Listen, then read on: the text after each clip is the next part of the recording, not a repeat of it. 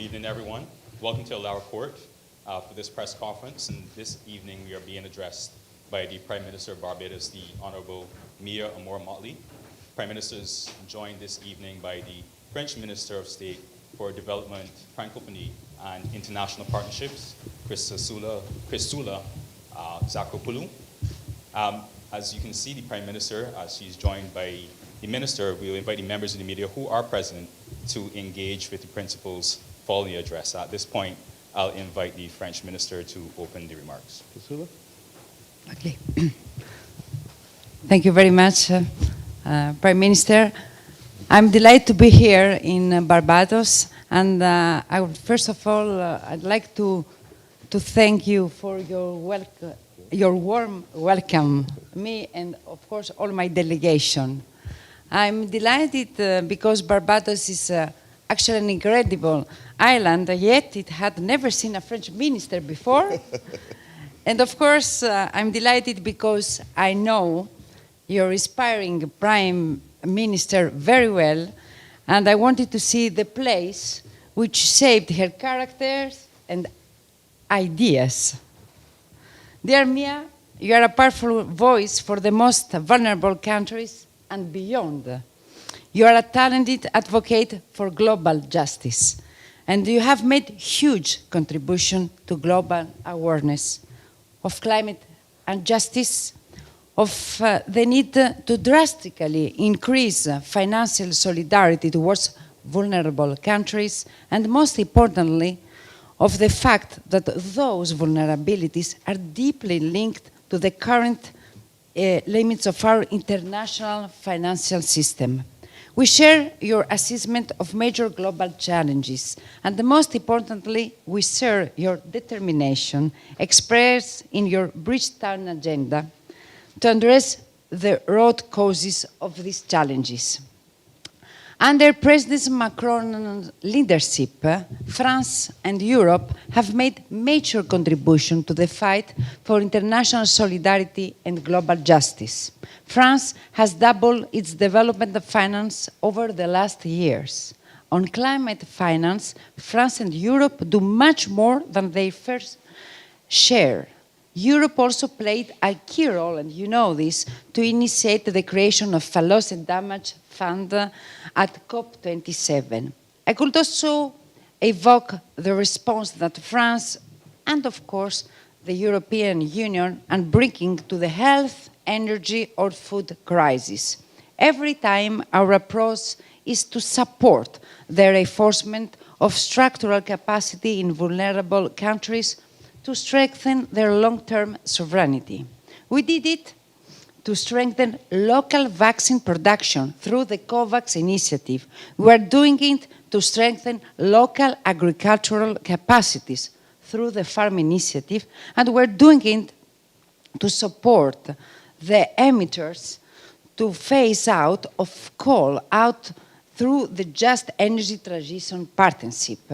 Under President Macron's impulse and in close coordination, of course, with other member states and other partners, we have also started to address financial challenges.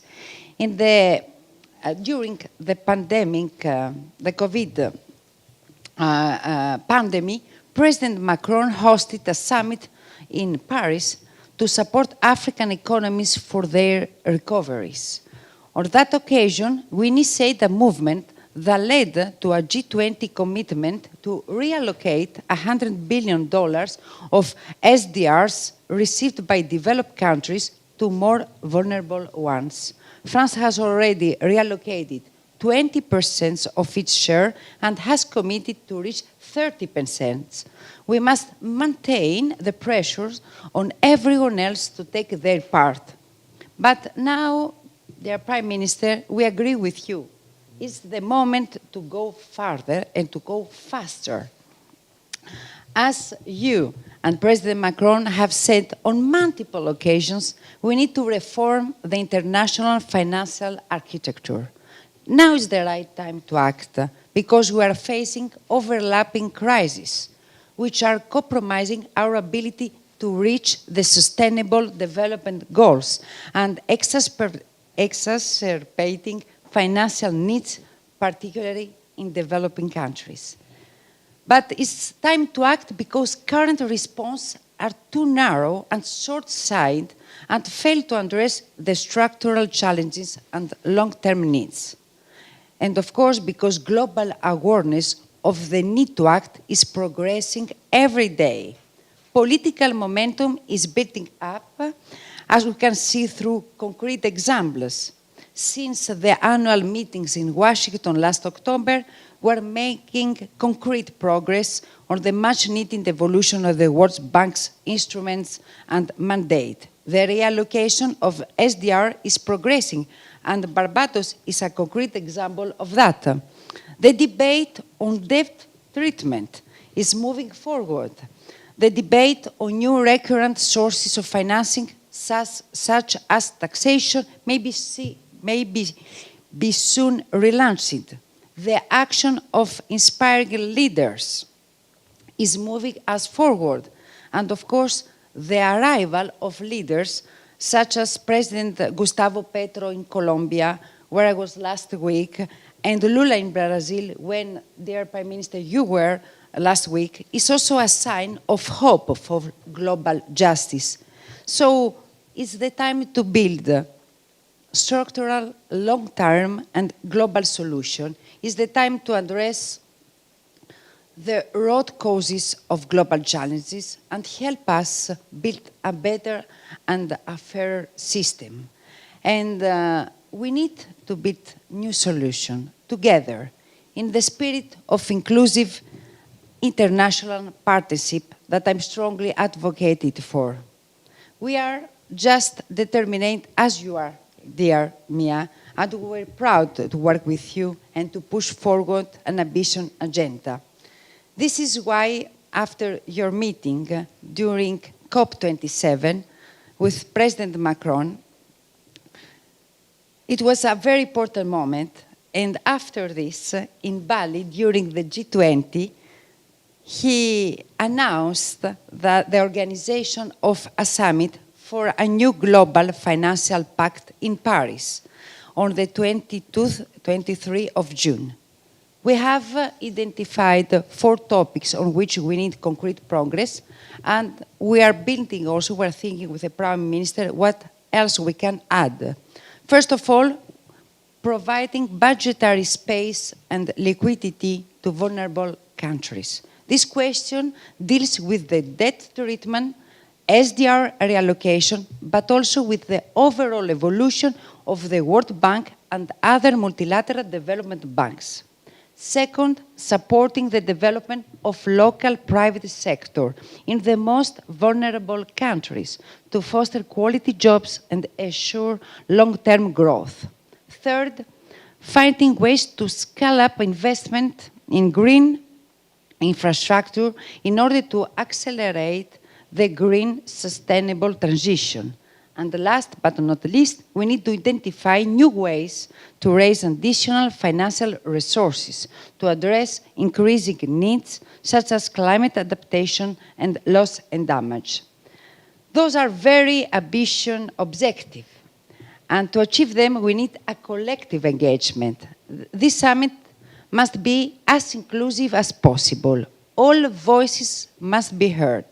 Our partners from the G7 and G20 need to play a prominent role, particularly India and Japan, the current G20 and G7 presidencies, but also the USA, the EU, the African Union.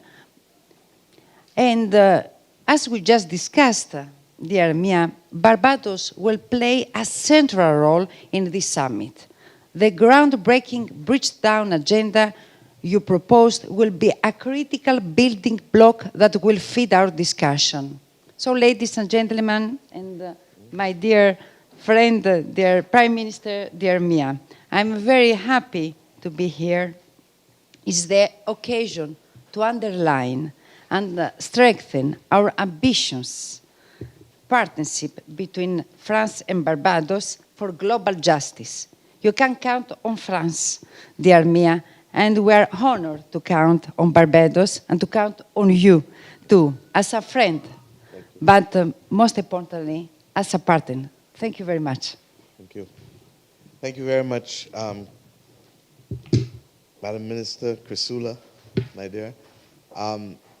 There's a moment in everyone's life, just as there's a moment in a country's life, when to stand still will only invite destruction. We live in a world, as we've said over and over, that is threatened by too many things now for us even to contemplate remaining still. And this is not just about climate, but it is also about our continued determination to claim development for our people. Because if we allow the threats of climate and the pandemic and of violence and of the digital divide and of food insecurity to crowd out the traditional ambition of development as captured by the SDG, the Sustainable Development Goals, then our people will come to suffer, and regrettably, the world is going to become a very inhospitable place for us to live. We already see the spectacle of people moving for all kinds of reasons through the Americas, through the Middle East, through Africa. And we have come to the conclusion that in the same way the world came together in 1945 to determine what a new financial architecture should look like, with the establishment of the International Monetary Fund being able to be a lender of last resort and to provide critical liquidity to preserve global macroeconomic and financial stability, to provide jobs, to provide growth, for the International Bank for Reconstruction and Development to provide long-term capital so that countries could reconstruct. And ironically, the language was reconstruction because of the World War II in particular, and World War I a couple decades before. And of course, the General Agreement on Tariffs and Trade and Tariffs with the GATS, which has subsequently morphed into the World Trade Organization. The fact that the GATS moved into the World Trade Organization was a clear recognition that institutions ought not to remain in the moment in which they're found. Today, we have to ask the question, do these other two institutions provide the support that we need and meet the needs of the moment of the third decade of the 21st century? The World Bank, traditionally, its mission was to deal with the elimination of poverty. But regrettably, what we have seen in the post-independence era for many countries across the world is that we have not simply come out of poverty as middle-income countries, but we are now at risk of pauperization because of climate, because of pandemic, because of exogenous economic shocks like the rise in oil prices and the rise in inflation and imported inflation. And to that extent, we therefore need to change how these institutions respond to us. Now, there's a lot of pretty language for a lot of Bajans, but what does it really mean? Last night we were in St. Lucie at a town hall, Parish Speaks, St. Lucie Speaks. And the people there, person after person after person, asked about the roads, asked about the bridges. Date Tree Bridge was damaged and destroyed at a flood on a Saturday in St. Lucie, at a time when that parish, the residents of that parish would tell you, they're not accustomed to seeing those kind of floods in St. Lucie. What does this pact mean, the global financial pact that we want to reconstruct the architecture? Is that if we don't have the space to build out and to support and to become more resilient, then the damage that our people are going to face is far worse. We took the minister this morning to see the work that we've been doing on the West Coast, the revetments, the boardwalks, the things to protect from a coastal erosion. We explained the difficulties that would happen to us in this country if our water reservoirs and our aquifers, became full of salt, and our inability then to use potable water from there. We spoke about what Hurricane Elsa and the freak storm did, and the fact that even as I settle the government's estimates for the next year. We have to look and see what fiscal space we have, because even if money is available, we still have a commitment to bring our debt down, and debt sustainability is critical. That is why the first item on the agenda, budgetary and fiscal space, is absolutely critical, not just to Barbados, but to almost every single developing country, and in some instances, developed countries as well. We need to look and see how we can use legal clauses to be able to provide this space for us. If Barbados is hit tomorrow, we are the largest issuer of bonds with a natural disaster clause globally. And it means that immediately if we are hit with a certain level of flood or hurricane, we can immediately suspend our debt payments for 2 years and be able to have access to $1.8 billion, which represents just under 18% of GDP. 16, 17% of GDP now that it has grown. There's no country, no company, no institution that will give our country that to help us rebuild. And why is that important? Because as insurance rates rise, we have underinsurance and we have uninsurance. And therefore, the government is the only entity, as we have seen, who is capable of stepping in to do a lot of the reconstruction. In Elsa's case, 90% of the houses that were damaged were people below the poverty line. And 95% of those people were uninsured. So you begin to understand how a simple legal clause can make the difference in terms of amplifying the resources that a country can have. Similarly, we've been talking about special drawing rights at the IMF. If we can have countries, and France has led by example, by increasing the proportion of its special drawing rights that it is prepared to put back into the pool, and they went from 20% to 30%. Now, if we can get other countries globally doing the same thing, then we begin to have a pool that can be used to amplify the resources of the multilateral development banks, whose access to resources needs to be amplified significantly. And we believe not just from public money from governments, but we believe that where there are global threats as well, we need to see where other sources of money can come from. And you'll hear us speak more about that in the next few months. Because at the end of the day, the world has become a very small place, and large countries recognize that they are as strong as the weakest among us. This is a premise that we've always known, and in our part of the world, we call it solidarity. And that is why the unions and the political movements that we've had have all been built, because all of us have always been too small to do it alone. In addition to that, we recognize as well that the things that we've started to call for have started to happen.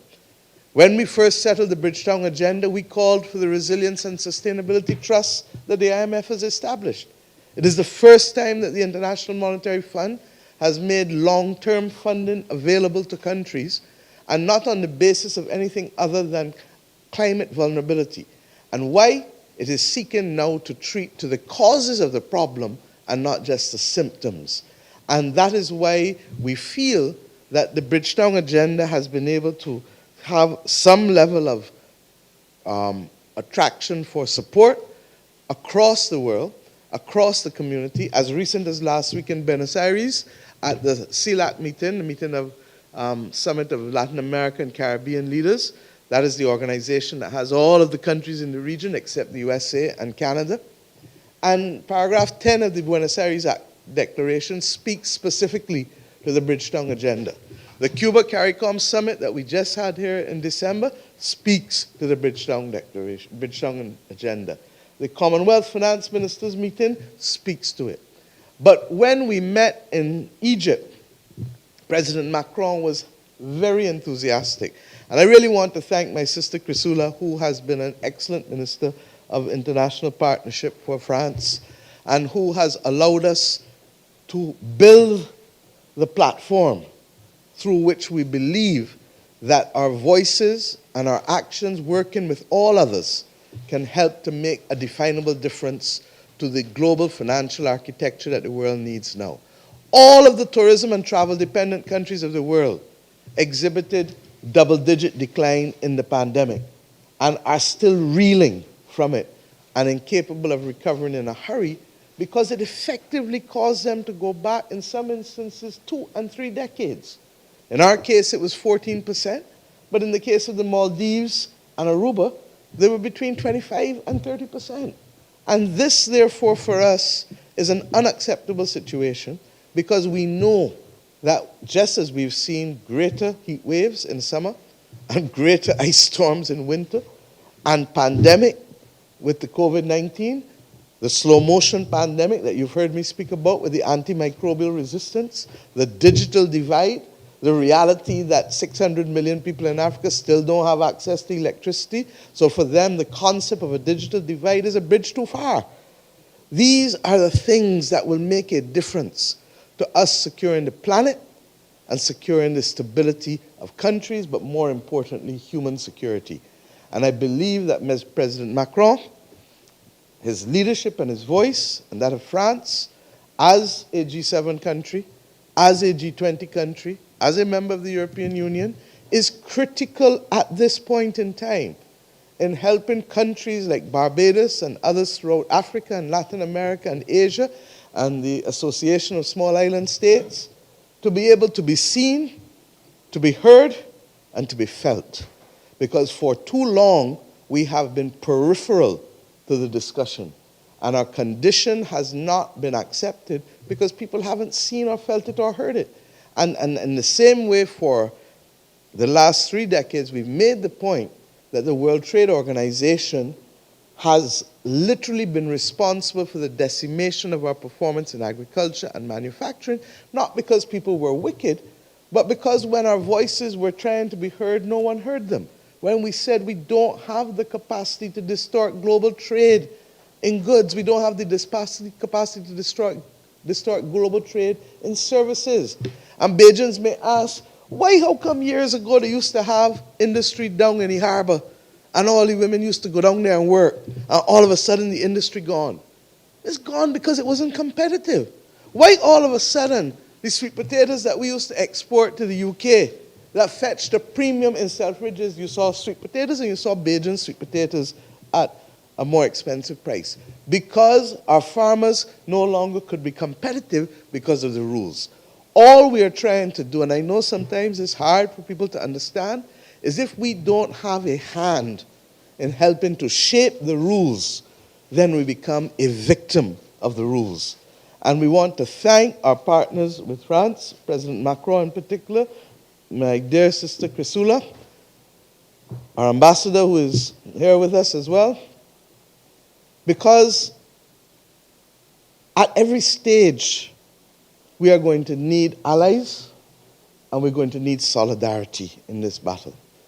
I pray that the world does not take long because countries like CARICOM countries and African countries and many others are on the verge of serious problems, some in terms of debt, some in terms of social difficulties, largely because of having to manage a polycrisis. What do I mean? Too many things coming at you all at once, and you can only deal with so many. So that this is to help us stabilize. There are examples in Europe. When Britain went to World War I, they first borrowed money in 1914, and then again in 1917. And they then realized that they couldn't repay that money easily while having to rebuild Britain. And they then went and said, okay, let us take these 2 bonds and issue 1 bond into a perpetual bond. And that perpetual bond, my friends, was only repaid in 2014. When we say we need long-term money to build schools and hospitals, we mean it. And that's why we were very happy when the European Union helped us with the loan through the European Investment Bank with Harrison's Point, which once again, for the first time, we are not traditionally a country that receives aid, but what it was a concessional loan that we negotiated specially that gave us a moratorium that is 2% money and that is far, far, far more capable of us managing as we sought to fight the battles. Similarly, when Germany lost the war, the countries, the G7, equivalent of the G7 countries of the world, agreed that Germany would be able to cap its debt service as a percentage of its exports. All we ask in the rest of the world now is that the world recognizes the conditions and the context within which we're operating and gives us the space. Instead of us reaching a debt trajectory of 60% debt to GDP by 2035-36, we want to be able to push it out to 2034 or 2041, or 2044. Why? Because it means then we have that little extra elbow room to spend 30 or 40 or $50 million more on roads or on hospitals, on other things, while at the same time building out our defenses. So this is not esoteric, it is real, and we look forward, Chrysula, to the conference in June. The conference will not be a panacea for everything, but like with everything else in life, it is part of a journey. And the journey is to be able to claim victory for a few things and to continue to work on the things that you have not yet been able to agree upon. And that is how development happens globally, hemispherically, and regionally. Barbados is proud, therefore, to associate with France on this matter of a global financial reset of our architecture. And we believe that we can continue to give voice and expression to the reality and condition of small island developing states, or equally middle-income countries that have become vulnerable to the climate crisis and other crises across the world. So thank you. On another note, you are the first minister, I'm told, from France to visit us, and that in and of itself speaks volumes. And it speaks to the fact that while we have no control of what happened in the past, we can control the future. And we choose to control the future by agreeing to work together on those things that bind us, like climate, like oceans, like fighting the pandemic, and fighting a number of other development issues that are critical. And those things on which we are not totally in sync, we have now the respect and the closeness to be able to have the conversation, to be able to respect each other, and to see how we can bridge the gaps. So I welcome you again. I say to you, please don't treat this 24 hours as a trip to Barbados. You need to come back and understand and learn and appreciate the island better. And I'm sure that Barbadians would love to have you back here. And we thank you for this visit. And please extend our very best wishes to President Macron. And we too would love to be able to host him one day here, recognizing that even though we don't speak French here, we can give him everything else that he wants in the Caribbean. Thank you. Any questions? There's two questions. Prime Minister, you know that you call spring eternal, but how confident are you now that France has clearly stated its intentions of being an equal partner? How confident are you that other G7 countries will follow suit and we can see a spillover effect and some other countries coming to help build capacity, help with resilience, build more frameworks? How long you know me, Barry? I'm a Jimmy Cliff girl. Ironically, one of the places that Jimmy Cliff is very popular is in France. We can get it if we really want, but we must try and try and try. The truth is that we won't get everybody all at once. And I keep making the point that many of these races are races for baton passing. But we've gotten a resilience and sustainability trust. 3 years ago, when we were talking about it, nobody believed it. Barbados became one of the first countries to be able to benefit from it. There are other countries now lining up to go in there. It's not quite what we want because it's still linked to quotas. And that's largely because not enough countries have come forward, like France, to be able to pledge their SDRs to it. I am quietly confident that our greatest ally will be the climate. I am quietly confident that when people realize the extent to which this climate crisis is destabilizing and disrupting and taking and claiming lives, that they're going to understand that we don't have a choice but to act. And that's why I started this evening by saying that there's a point in your life that if you stay still and do nothing, you are sure to face doom and destruction. Bottom line is that I believe that there are some things that we will see happen this year. The World Bank didn't even want to talk about the capital adequacy framework. They didn't even want to talk about half of the things that we're talking about. The World Bank now has an evolution roadmap set out that it has asked all of us to comment on. And quite frankly, it is not as ambitious as we would like, but it is far from where they were 2 years ago. In September last year, the New York Times hosted a session with the president of the World Bank, the managing director of the IMF, and the Prime Minister of the Bahamas. And in that, the president of the World Bank was attacked on the issue of whether climate was real or not, and to what extent it was impacting his bank's operations. His answers then may not be his answers today, because I think the maelstrom that followed him after that event made sure that the World Bank has made it very clear that climate is real for them. And I want to thank them, because on the 10th of January of this year, Barbados got a loan through exceptional access with the World Bank that we would not otherwise have gotten. And I want to thank all who would have assisted and supported us, including the French.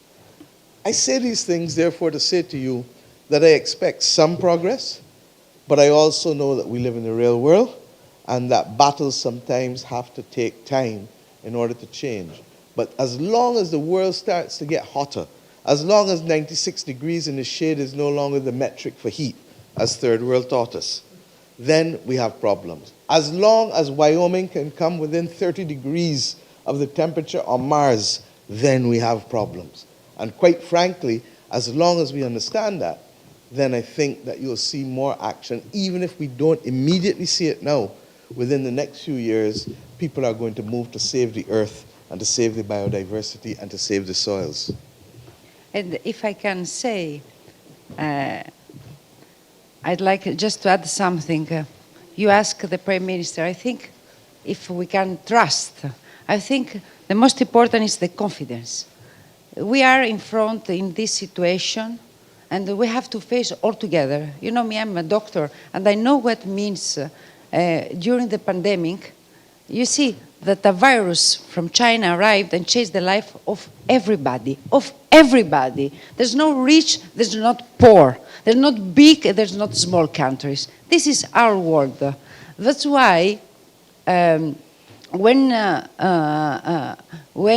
March 2020, when the life of everybody changed, President Macron, he said at the beginning, the first 2 weeks, that we have to think about all the world. So that's why he pushed this initiative of COVAX. That means how we can help people who cannot buy vaccine. It was for the first time that we had a response of, maybe it was not perfect, but it was for the first time that we saw this solidarity. And I think that now with the aggression, the Russian aggression in Ukraine, you see this food insecurity. We support, I said like President Macron, what he supports, that we have to help everybody to have their own sovereignty. That is the food, the energy access. It's exactly what the Prime Minister said, that we are very confident because we realized that when we go to the COP28, to the COP15, to all of these big summits, we are at the end of the story, and the end. The new funds, the pledges, we can do it. But if we cannot change the life of people, and that's why this year is very important. That's why also I'm here to say that we have, of course, an agenda that is full. We have big ambition. It's not easy, but I think that we can move forward. Absolutely. Any last question? Thank you. Alex, thank you very much, members of the media, and to Crisula, to you and your delegation, once again, thank you for coming to Barbados, and to your honorary consul who continues to fly the flag high here, thank you as well. We believe that this is an important moment for not just our country, our region, your country, but our world. And we see this, as I said, as a building blocks. So thank you, and God bless you all. Thank you. Merci. Merci. I wish I could talk as Eh? English as good as you speak English.